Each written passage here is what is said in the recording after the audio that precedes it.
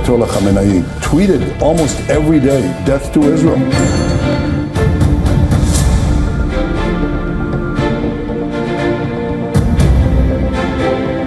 Whom should we surrender to? Iran is not a nation to surrender. दोस्तों, क्या आपको पता है ईरान और इजराइल ये दोनों देश जो कि आज एक दूसरे के जानी दुश्मन है, ये दोनों देश कभी एक दूसरे के बहुत अच्छे फ्रेंड हुआ करते थे। इवन इन दोनों देशों के बीच में ट्रेड और डिप्लोमेटिक रिलेशंस भी हुआ करते थे। तो आज ऐसा क्या हो गया कि ये जो दोनों देश हैं एक दूसरे के बहुत बड़े दुश्मन है और एक दूसरे को ज्यादा से ज्यादा नुकसान पहुंचाना चाहते हैं। अभी रिसेंटली आप लोगों ने देखा होगा कि इजराइल ने ईरान के न्यूक्लियर फैसिलिटीज के ऊपर अपने F-35 फाइटर जेट से अटैक किया और उसके जवाब में ईरान ने भी अपनी बैलिस्टिक मिसाइल्स के थ्रू इजराइल के ऊपर बहुत ही घातक अटैक किया। इस अटैक के अंदर काफी लोगों की जानें भी गई हैं। आखिर ऐसा क्या रीजन है कि ये दोनों देश एक दूसरे को मारने पे तुले हुए हैं? इस रीजन को जानने के लिए हमें थोड़ा इतिहास में जाना पड़ेगा। हमें ईरान और इजराइल का दोनों का इतिहास समझना पड़ेगा। तो बात है 1979 की, क्योंकि आज का जो ईरान है वो 1979 के ईरान से काफी ज्यादा डिफरेंट है। 1979 के पहले ईरान जो देश हुआ करता था वो कुछ अलग टाइप का देश हुआ करता था और आज का जो ईरान है वो काफी डिफरेंट देश है, क्योंकि 1979 के अंदर ईरान के अंदर एक बहुत बड़ा इस्लामिक रिवॉल्यूशन हुआ। उस इस्लामिक रिवॉल्यूशन से डरकर वहाँ के जो उस वक्त के राजा थे शाह मोहम्मद रजा पहलवी को देश छोड़कर भागना पड़ा और उसके बाद में वहाँ के जो सबसे बड़े धार्मिक लीडर थे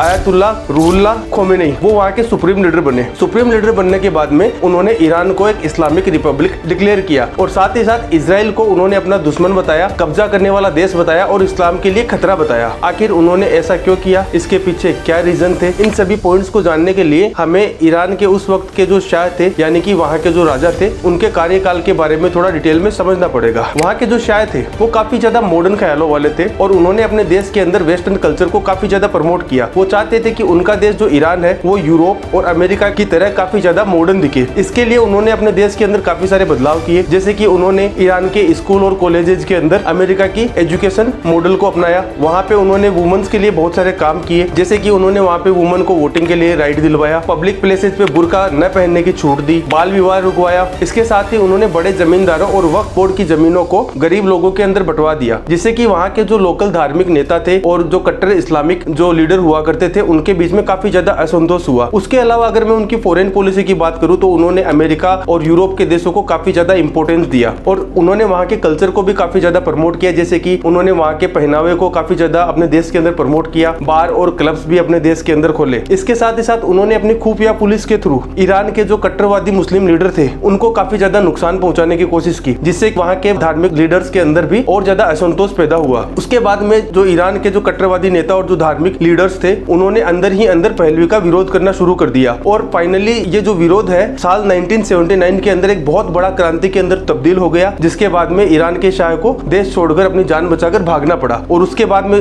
जो आयतुल्लाह रूहुल्लाह खोमेनी है वो ईरान के सुप्रीम लीडर बन गए और सुप्रीम लीडर बनने के साथ में ही उन्होंने ईरान को इस्लामिक रिपब्लिक भी डिक्लेयर कर दिया था, क्योंकि वो एक कट्टर मुस्लिम नेता थे और इजराइल को अपना दुश्मन मानते थे और इसके बाद में उन्होंने इजराइल से रिश्ते भी तोड़ लिए थे। इसके बाद में उन्होंने ईरान से इजराइल के जितने भी रिलेशंस हुआ करते थे वो खत्म कर लिए थे। इधर अगर मैं इजराइल की बात करूं तो इजराइल जो है वो 1948 के अंदर आजाद हुआ था और इजराइल जो है वो एक डेमोक्रेटिक कंट्री है। आज के इजराइल का बहुत सारे देशों से दुश्मनी है। मिडिल ईस्ट के अंदर इजराइल जो देश है वो चारों तरफ मुस्लिम देशों के बीच में एक यहूदी देश है और इजराइल का जो है बहुत सारे देशों से डिस्प्यूट है, जैसे कि गजा पट्टी को लेकर उसका फलस्तीन से डिस्प्यूट है, उसके साथ में सीरिया, लेबनान, यमन, इन सभी देशों के साथ में भी इजराइल का डिस्प्यूट है। इन देशों के अंदर बहुत सारे मिलिटेंट ग्रुप्स हैं जो कि इजराइल के खिलाफ काम करते रहते हैं, जैसे कि फलस्तीन के अंदर हमास, लेबनान के अंदर हजीबुल्लाह, यमन के अंदर हुती विद्रोही।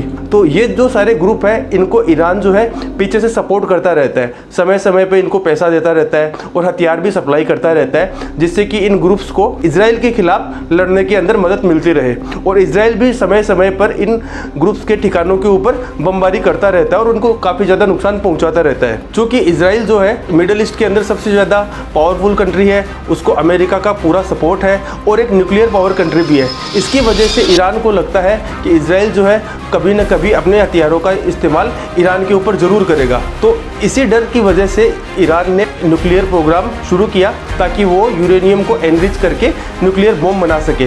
बट इजराइल जो है वो किसी भी कीमत में नहीं चाहता है कि ईरान जो है वो न्यूक्लियर बॉम्ब बना सके, क्योंकि इजराइल को लगता है अगर ईरान ने न्यूक्लियर बॉम्ब बना लिया तो वो इसका इस्तेमाल इजराइल के ऊपर ज़रूर करेगा। और इजराइल जो है वो चाहता है कि किसी भी तरीके से ईरान जो है वो अपने न्यूक्लियर प्रोग्राम को बंद कर दे।